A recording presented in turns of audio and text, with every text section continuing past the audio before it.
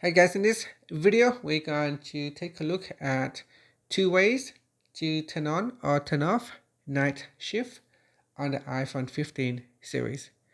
First, let's go back to the home screen by swiping up at the bottom of the screen.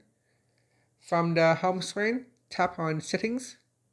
Then in the Settings page, scroll down and then tap on Display and Brightness.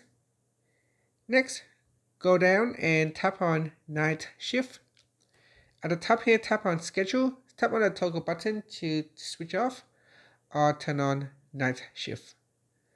Now, another way how you can turn on or turn off Night Shift is by swiping down at the top to open up the control center.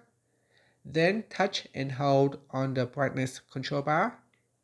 From here, tap on Night Shift. Tap on the button to switch it on or turn it off.